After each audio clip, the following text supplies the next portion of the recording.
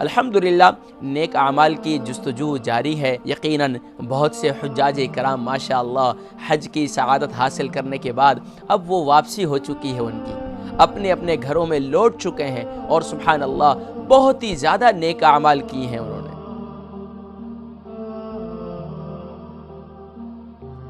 الحمدللہ نیک اعمال کی جستجو جاری ہے۔ یقیناً بہت سے حجاج کرام ماشاءاللہ حج کی سعادت حاصل کرنے کے بعد اب وہ واپسی ہو چکی ہے، ان کی اپنے اپنے گھروں میں لوٹ چکے ہیں، اور سبحان اللہ بہت ہی زیادہ نیک اعمال کی ہیں انہوں نے۔ اور یقیناً آپ حضرات نے بھی جو نہیں جا سکے انہوں نے بھی ماہ ذی الحجہ کے اندر کثرت سے الحمدللہ نیک اعمال کر رہے ہیں، اور اللہ رب العالمین کی رضا اور اس کے محبوب صلی اللہ علیہ وسلم کی خوشنودی کو حاصل کر رہے ہیں۔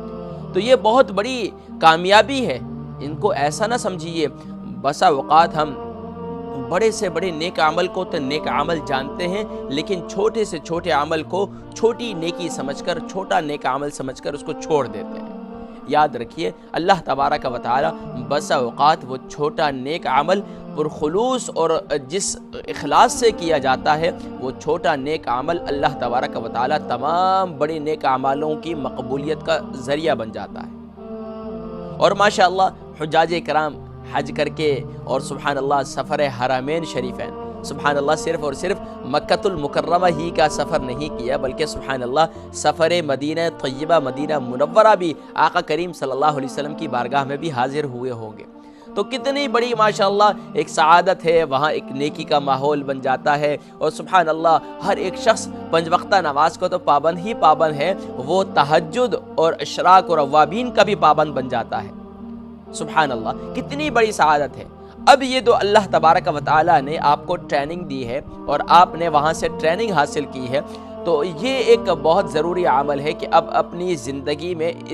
اس کو لاگو کریں اور اس کو اپلائی کریں۔ دیکھیں جی احادیث میں آتا ہے، نبی کریم صلی اللہ علیہ وسلم نے ارشاد فرمایا، نبی کریم صلی اللہ علیہ وسلم کی حدیث مبارکہ کے اندر پیارے کریم آقا صلی اللہ علیہ وسلم کا ارشاد گرامی ہے کہ جو شخص بھی حاجی جب حج کر کے واپسی اپنے گھر میں لوٹتا ہے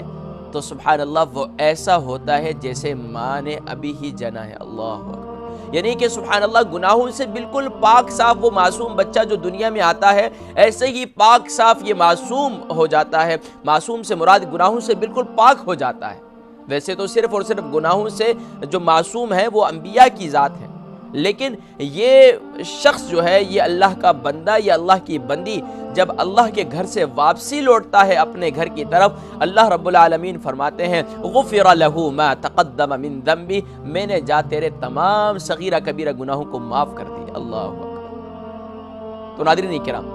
اب حج کی مقبولیت ہر ایک شخص ایمان والا جو سبحان اللہ یہ مالی عبادت بھی ہے اور بدنی عبادت بھی ہے۔ مالی عبادت اس انداز سے کہ اس پہ لاکھوں ہزاروں پاؤنڈ خرچ کر کے وہاں جانا ہوتا ہے، اور پھر وہاں جا کر بدنی عبادت ہے، بدنی عبادت کے حج کے ایام کے اندر احرام کی حالت میں، اور پھر ظاہری بات ہے مینا جا رہے ہیں، مزدلفہ جا رہے ہیں، عرفات جا رہے ہیں، پھر جمرات کی طرف جا رہے ہیں، شیطان کو کنکریاں مار رہے ہیں، اور پھر وہاں سے واپسی آ رہے ہیں۔ تو یہ ایک سفر ہے، اور سبحان اللہ اس میں یقیناً جو بزرگ وہاں گئے ہوں گے انہوں نے اس چیز کا احساس ہوا ہوگا کاش کہ ہم جو ہے جوانی میں حج کرتے ہیں، لیکن اللہ تبارک و تعالی یہ سعادت بھی جو ہے ہمیں بھی عطا فرما دے۔ بہرحال کہنے کا مقصد یہ ہے کہ اب حج کی مقبولیت ہر ایک ایمان والا اور حاجی جو ہے وہ اس کوشش میں ہے کہ اللہ تبارک و تعالی میں نے جو وہاں نیک عمل کیے ہیں، میں نے جو وہاں دعائیں کی ہیں، یا بقیہ جو بھی نیک عمل کر سکا ہوں اللہ تبارک و تعالی یا کر سکی ہوں، اس کو اپنی مقبولیت کا شرف عطا فرمائے۔ اب اس مقبولیت کا شرف یقیناً اب آپ نے اگر واقعتاً اس کی مقبولیت چاہتے ہیں، واقعتاً اپنے نیک اعمال کی برکات اپنی زندگی میں چاہتے ہیں، تو اب آپ کی پہلی زندگی میں حج پہ جانے سے پہلے کی زندگی اور بعد کی زندگی اس میں واضح فرق ہونا چاہیے۔